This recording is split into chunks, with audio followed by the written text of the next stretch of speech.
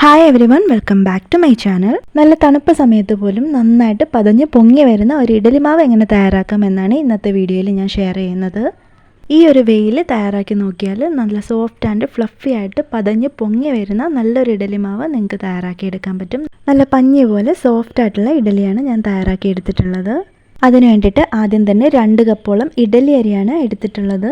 ഇഡലിക്ക് വേണ്ടിയിട്ട് ഏറ്റവും നല്ലത് ഡൊപ്പി അരിയാണ്. 3/4 കപ്പോളം ഉഴുന്നും 1/4 കപ്പോളം പുഴുങ്ങലരിയും ചോറ് വയ്ക്കുന്ന അരിയാണ് കേട്ടോ. 1/4 ടീസ്പൂണോളം ഉലുവയും വെള്ളം ഒഴിച്ച് നന്നായിട്ട് കഴുകി വൃത്തിയാക്കി എടുത്തതിന് ശേഷം ഒരു 4-5 മണിക്കൂറെങ്കിലും കുതിരാൻ വേണ്ടിയിട്ട് വെക്കണം. അരിയും ഉഴുന്നും ഒരു 3.5 കപ്പോളം വെള്ളത്തിലാണ് ഞാൻ കുതിർത്ത് വെച്ചിട്ടുള്ളത്. ഇനി ഇതൊരു 4-5 മണിക്കൂറെങ്കിലും മൂടി വെച്ച് ഒന്ന് മാറ്റി വയ്ക്കാം. ഇപ്പോൾ ഒരു 5 മണിക്കൂറെങ്കിലും ആയിട്ടുണ്ട്. ഇപ്പോൾ നമുക്കൊന്ന് തുറന്ന് നോക്കാം. അരി ഉഴുന്നുമൊക്കെ നന്നായിട്ട് കുതിർന്ന് വന്നിട്ടുണ്ട്. വെള്ളമൊക്കെ നന്നായിട്ട് അബ്സോർബ് ചെയ്ത് എടുത്തിട്ടുമുണ്ട്. ഇനി ഇത് അരച്ചെടുക്കുന്നതിന് വേണ്ടിയിട്ട് ഒരു മിക്സിയുടെ ജാർ എടുത്തിട്ടുണ്ട്. അതിലേക്ക് ആദ്യം തന്നെ 1/2 കപ്പോളം ചോറാണ് ഞാൻ ചേർത്ത് കൊടുക്കുന്നത്. ഇനി ഇതിലേക്ക് എടുത്തു വെച്ചിട്ടുള്ള അരി ഉഴുന്നും കൂടെ ചേർത്ത് കൊടുക്കാം. എല്ലാം തന്നെ ഒരുമിച്ച് ചേർത്ത് കൊടുക്കാൻ പറ്റില്ല. ഒരു 3 തവണയായിട്ട് നമുക്കിത് മിക്സ് ചെയ്തെടുക്കാൻ പറ്റുകയുള്ളൂ. മിക്സിയിൽ അരി അരച്ചെടുക്കുമ്പോൾ എപ്പോഴും തണുത്ത വെള്ളം തന്നെ ചേർത്ത് കൊടുക്കാൻ വേണ്ടിയിട്ട് പ്രത്യേകം ശ്രദ്ധിക്കണം. ഫെർമെൻറ്റ് ചെയ്യാൻ അല്ലെങ്കിൽ ഒരുപാട് സമയമെടുക്കും. ഞാനിപ്പോൾ തണുത്ത വെള്ളമാണ് ചേർത്ത് കൊടുക്കുന്നത്. അല്ലാന്നുണ്ടെങ്കിൽ 1 മണിക്കൂറോളം ഒന്ന് ഫ്രിഡ്ജിൽ വെച്ചതിന് ശേഷം അരച്ചെടുത്താലും മതിയാവും. ഇതിപ്പോൾ ഞാൻ നല്ല ഫൈനായിട്ട് തന്നെ അരച്ചെടുത്തിട്ടുണ്ട്. ഇനി നമുക്കൊരു ബൗളിലോട്ട് മാറ്റാം. അരിയെല്ലാം തന്നെ ഞാനിതുപോലെ പേസ്റ്റ് പോലെ അരച്ചെടുത്തിട്ടുണ്ട്. ഇനി ഇതിലേക്ക് അല്പം ഉപ്പ് കൂടെ ചേർത്ത് നന്നായിട്ടൊന്ന് മിക്സ് ചെയ്ത് വയ്ക്കാം.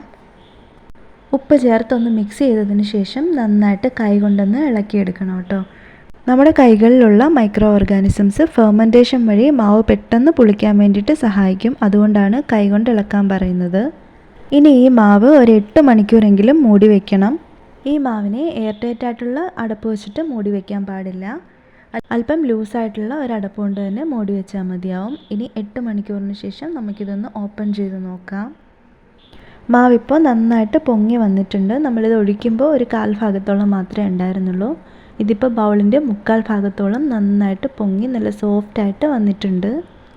ഇത് ഒരുപാട് സ്പീഡിൽ ഇളക്കാൻ പാടില്ല. ഒരുപാട് സമയവും ഈ മാവ് മിക്സ് ചെയ്തെടുക്കേണ്ട കാര്യമല്ല. ഇതിനകത്തുള്ളത് കാർബൺ ഡൈ ഓക്സൈഡ് കുമിളകളാണ്. ഇതാണ് ഇഡലിയും ദോശയൊക്കെ നല്ല സോഫ്റ്റ് ആക്കുന്നത്. നേരത്തെ തന്നെ ഉപ്പ് ചേർത്ത് നമ്മൾ മിക്സ് ചെയ്ത് വെച്ചിട്ടുണ്ടായിരുന്നത് കൊണ്ട് തന്നെ ഉപ്പ് നോക്കിയിട്ട് മാത്രം ചേർത്ത് കൊടുത്താൽ മതി. ആവശ്യമുണ്ടെങ്കിൽ മാത്രം ഉപ്പ് ചേർത്ത് കൊടുത്താൽ മതിയാവും. എപ്പോഴും ഇഡലിയും ദോശയൊക്കെ ഉണ്ടാക്കുമ്പോൾ ഈ ഒരു കാര്യം പ്രത്യേകം ശ്രദ്ധിക്കുക കേട്ടോ. മാവ് ഒരുപാട് അങ്ങ് മിക്സ് ചെയ്യണ്ട. ഞാനിവിടെ ഇഡലിത്തട്ട് റെഡിയാക്കി വെച്ചിട്ടുണ്ട്. ഇഡലിത്തട്ടിലേക്ക് ഞാനൊരു കോട്ടൺ തുണിയിൽ നല്ലെണ്ണ പുരട്ടിയ ശേഷമാണ് ഞാനിതിലേക്ക് മാവ് ഒഴിച്ചു കൊടുക്കുന്നത്. ഇഡലി പെട്ടെന്ന് ഇളക്കി കിട്ടുന്നതിന് വേണ്ടിയിട്ടാണ് ഞാനിങ്ങനെ ചെയ്തെടുക്കുന്നത്. ഞാൻ ഈ മാവെല്ലാം തന്നെ ഇഡലിത്തട്ടിലേക്ക് ഒഴിച്ചു കൊടുത്തിട്ടുണ്ട്. ഇനി ഇതൊന്ന് മൂടി വെച്ച് ഒരു 8-10 മിനിറ്റ് ആകുമ്പോൾ തന്നെ ഇഡലി റെഡി ആയിട്ടുണ്ടാവും. നമ്മുടെ ഇഡലി ഇവിടെ റെഡി ആയിട്ടുണ്ട്. ഇനി ഇത് ഫ്ലെയിം ഓഫ് ചെയ്തതിന് ശേഷം ഇതിന് മുകളിലേക്ക് അല്പം വെള്ളം തളിച്ച് കൊടുക്കാം. ഇഡലിയുടെ മുകൾ ഭാഗം ഡ്രൈ ആയി പോവാതിരിക്കാൻ വേണ്ടിയിട്ടാണ് കേട്ടോ അങ്ങനെ ചെയ്യുന്നത്. ഇത് ഇങ്ങനെ തന്നെ ഒരു 4-5 മിനിറ്റ് കീപ്പ് ചെയ്തതിന് ശേഷം നമുക്കിത് മറ്റൊരു പാത്രത്തിലോട്ട് മാറ്റി കൊടുക്കാം. ഇങ്ങനെ ഒരു കോട്ടൺ തുണി ഇട്ടിട്ട് ചെയ്യുന്നത് കൊണ്ട് തന്നെ വളരെ എളുപ്പത്തിൽ നമുക്കൊരു സ്പൂണിൽ ഇത് കോരിയെടുത്ത് മാറ്റാൻ പറ്റും. ഞാനിപ്പോൾ ഈ ഇഡലി എല്ലാം തന്നെ മറ്റൊരു പാത്രത്തിലോട്ട് മാറ്റി കൊടുക്കുന്നുണ്ട്. നല്ല പഞ്ഞി പോലെ സോഫ്റ്റായിട്ട് നല്ല പെർഫെക്റ്റ് ആയിട്ട് വന്നിട്ടുള്ളൊരു ഇഡലി റെഡിയായി കിട്ടിയിട്ടുണ്ട്. ഇഡലിയൊക്കെ ഉണ്ടാക്കുമ്പോൾ ശരിയാകാത്തവരുണ്ടെങ്കിൽ ഇങ്ങനെ തന്നെ ഒന്ന് ട്രൈ ചെയ്ത് നോക്കൂ കേട്ടോ. വളരെ പെർഫെക്റ്റായിട്ട് തന്നെ ഇഡലി ചെയ്തെടുക്കാൻ പറ്റും.